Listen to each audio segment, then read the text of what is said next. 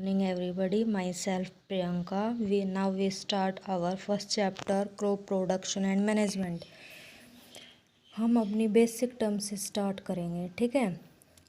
देखो हमने क्या पढ़ा है, चैप्टर का नाम क्या है, क्रॉप प्रोडक्शन एंड मैनेजमेंट। देखो पहले तो क्या क्रॉप प्रोडक्शन का मतलब है हम अपनी फसल को कैसे प्रोड्यूस करेंगे, और मैनेजमेंट का मतलब है उसको हम बाद में कैसे मैनेज करते हैं।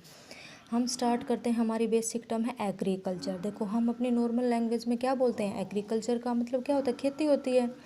लेकिन हम इधर एग्रीकल्चर को सिर्फ खेती से ना जोड़ के हम किससे जोड़ेंगे कि वो क्या करती है, जो एग्रीकल्चर क्या करेगी, हमारे एनिमल्स को भी क्या प्रोवाइड करवाएगी, फूड भी प्रोवाइड करवाएगी और बहुत सारे प्रोडक्ट्स प्रोवाइड करवाएगी, ठीक है। इसलिए हम एग्रीकल्चर में 2 पॉइंट्स को इंक्लूड करेंगे। एग्रीकल्चर है क्या, for growing crops and for nursing animals to provide food.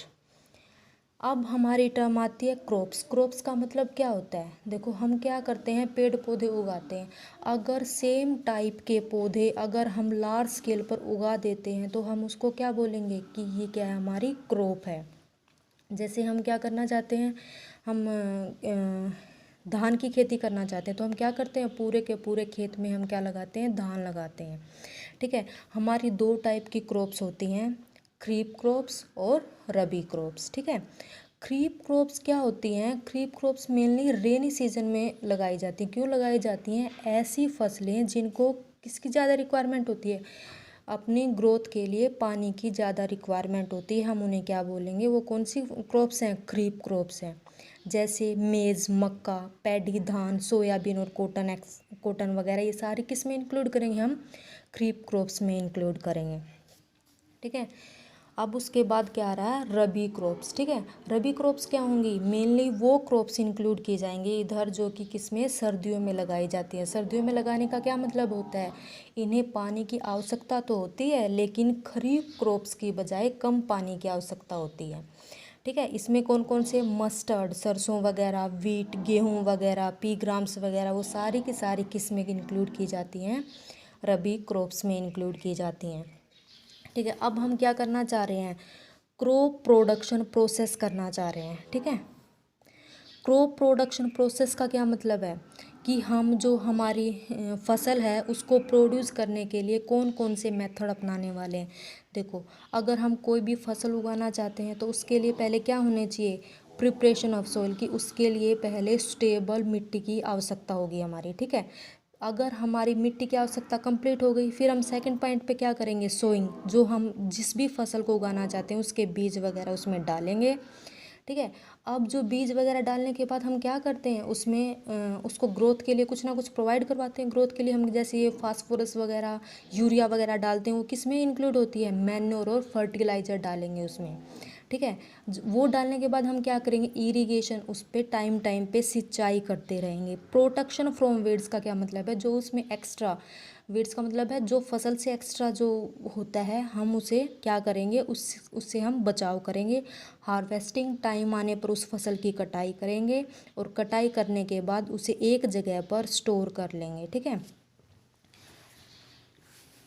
आया समझ। क्रॉप प्रोडक्शन प्रोसेस में हम 7 पॉइंट को इंक्लूड करेंगे। पहले हम क्रॉप के लिए स्टेबल मिट्टी ढूंढेंगे, फिर उसके बाद उसमें बीज लगाएंगे, फिर उसमें क्या करेंगे, खाद वगैरह डालेंगे, फिर सिंचाई करेंगे, फिर उसमें अगर कोई भी हम बोलते हैं ना हमने नॉर्मल लैंग्वेज में कि इसमें ये बेवजह की चीज़ उग गई है, उससे हम प्रोटेक्ट करेंगे, टाइम आने पर उसकी कटाई करेंगे और फिर उसको स्टोर कर लेंगे एक जगह पर। अब नेक्स्ट देखो, process for crop production. Crop को प्रोड्यूस करने के लिए हमें कौन कौन सी प्रोसेस अपनानी होंगी, हमें 3 बातें ध्यान में रखनी होंगी। व्हाट, क्या करना होगा, हाउ, कैसे करना होगा, और व्हाई, क्यों करेंगे। ये अगर हम 3 बातें ध्यान में रखेंगे तो हम ये सारी चीज़ें रिमाइंड करने में भी बहुत आसानी होगी, ठीक है। व्हाट का क्या मतलब है, हम सोइल को कैसे, मतलब हम उस सोइल की प्रिपरेशन कैसे करेंगे या हम उसके लिए क्या कर सकते हैं। देखो क्या होता है, हम सोइल की प्रिपरेशन क्या करते हैं, हमने देखा ना खेतों में जो ये किसान वगैरह होते हैं ये हल चलाते हैं। वो क्यों चलाते हैं हल इसलिए चलाते हैं क्योंकि क्या होगा, जो मिट्टी के नीचे होती है ना वो न्यूट्रिएंट्स वगैरह ज़्यादा होते हैं। हल चलाने से क्या होगा, वो मिट्टी क्या होगी, जो नीचे वाली मिट्टी ऊपर आ जाएगी, ऊपर वाली मिट्टी नीचे चली जाएगी। इससे क्या फ़ायदा होगा कि जो न्यूट्रिएंट्स है वो पूरी की पूरी मिट्टी में अच्छी तरह से मिक्स हो जाएंगे। उसको हम क्या बोलेंगे, प्लोइंग और टेलिंग। क्या है, प्लोइंग और टेलिंग की हेल्प से हम क्या करेंगे, मिट्टी को बदलेंगे। हाउ, कैसे बदलेंगे, ये भी सोचने वाली बात है कि ये सब कैसे किया जाएगा।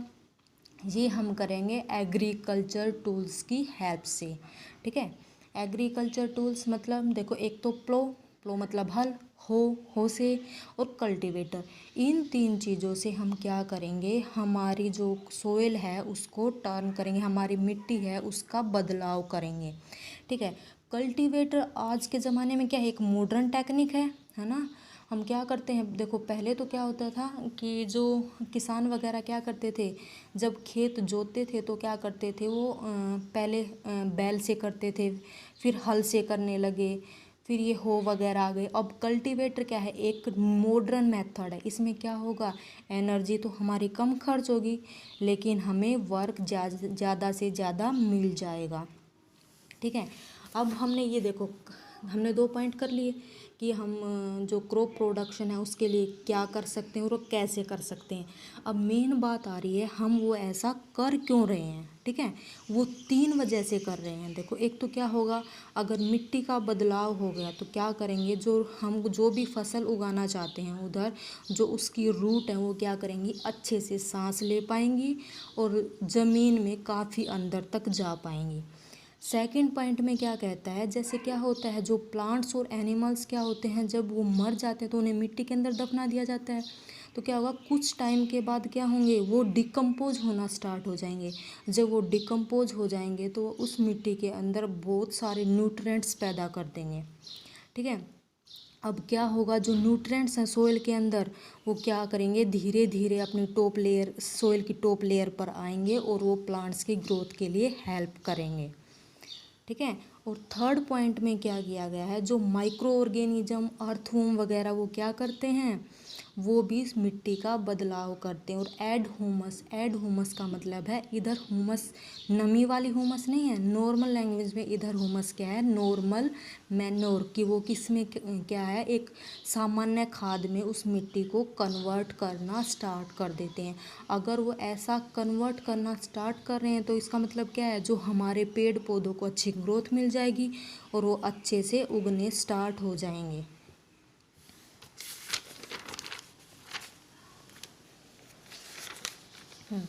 अब हमारा आता है सोइंग। ठीक है, सोइंग में क्या है कि हमें क्या चीज़ उगानी है, कैसे उगानी है वो चीज़ देखेंगे। वह पहले तो क्या क्या उगाना है, हम क्या करेंगे, हम पहले सेलेक्ट करेंगे हेल्दी भी हो, गुड क्वालिटी भी हो। हेल्दी गुड क्वालिटी सीड को हम कहाँ उगाना चाहते हैं, मिट्टी में उगाना चाहते हैं। क्या हुआ, हमारी प्रेफरेंस क्या है कि हम क्या उगाना चाहते हैं, गुड क्वालिटी के सीड और हेल्दी सीड हम मिट्टी में उगाना चाहते हैं। और हम ये पता कैसे लगाएंगे कि ये गुड क्वालिटी के सीड हैं या भी ये बैड क्वालिटी के सीड है। ठीक है, वो हम एक नॉर्मल एक्टिविटी से पता लगा सकते हैं। हम क्या करेंगे, या तो कोई बाउल वगैरह ले लो या कोई पानी की बकेट वगैरह ले लो, पानी की बकेट भर के रख लो। ठीक है, हम जो भी सीड लेके आए हैं वो उस पानी की बकेट में डाल देंगे। अगर वो सीड्स नीचे सिंक मतलब डूब जाते हैं, पानी के अंदर डूब जाते हैं, तो इसका मतलब क्या है, वो गुड क्वालिटी के सीड्स हैं।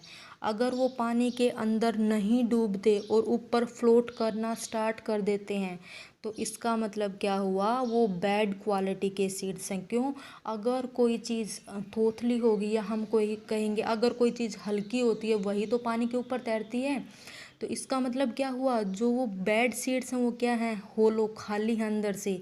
इसलिए हम उन्हें प्रेफर नहीं करेंगे, हम उन बीज को प्रेफर करेंगे जो क्या करेंगे, जो पानी के अंदर डूब जाएंगे। हम उन बीज को प्रेफर करेंगे ताकि क्या करने के लिए, सोइंग करने के लिए खेत में, ठीक है। हाउ, अब ये कैसे करेंगे हम, जो भी हमने ये लिए हैं सीड्स लिए हैं उनको हम कैसे उगाएंगे, ये हम ट्रेडिशनल सोइंग टूल से भी उगा सकते हैं। एक फनल लाइफ शेप का एक इंस्ट्रूमेंट होता है, एग्रीकल्चर इंस्ट्रूमेंट होता है, उसकी हेल्प से हम क्या करते हैं, सीड्स को खेत में डालते हैं एक प्रॉपर डिस्टेंस के ऊपर। उनके बीच में इतनी डिस्टेंस होनी ज़रूरी है ताकि वो एक अच्छे से खुद की ग्रोथ कर पाएँ और अच्छे से फैल पाएँ। और बाई सीड ड्रिल या सीड्स का छिड़काव करके भी हम क्या कर सकते हैं, उधर बीजों को उगा सकते हैं, अपनी खेती को बढ़ा सकते हैं। अब मेन बात आ रही है वाई, ऐसा किया क्यों हमने। अगर हम गुड क्वालिटी के या और हेल्दी सीड्स उगाते हैं तो क्या होगा, गुड क्वालिटी के भी हैं, हेल्दी भी हैं और क्लीन सीड्स भी अगर हम उगा रहे हैं तो क्या होगा, जो किसान है जिसने भी वो उगाए हैं, देखो एक तो अच्छी फसल पैदा होगी, अच्छी फसल पैदा होगी तो वो कहीं पर भी उसे सेल करने जाएगा तो उसे अच्छा अमाउंट, अच्छी मनी मिलेगी।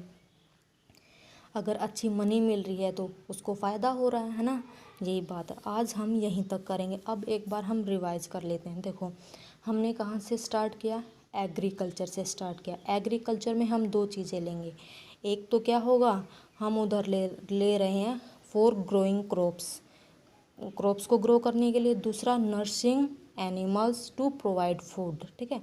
क्रॉप का क्या मतलब होता है, सेम टाइप के प्लांट ग्रो करना ऑन ए लार्ज स्केल, उसको क्या बोलेंगे, क्रॉप बोलेंगे, ठीक है। अब आती है क्रीप क्रॉप्स, ठीक है। क्रीप क्रॉप्स क्या होगी, जो कि रेनी सीजन में उगाई जाएगी क्योंकि उन्हें पानी की ज़्यादा आवश्यकता होती है, जैसे मेज वगैरह, पैडी वगैरह, ठीक है। अब आती है रबी क्रॉप्स, ठीक है। रबी क्रॉप्स क्या है, जो विंटर सीजन में उगाई जाती है। इसे पानी की आवश्यकता तो होती है लेकिन इतने पानी की आवश्यकता नहीं होती जितनी खरीफ क्रॉप्स को आवश्यकता होती है, ठीक है।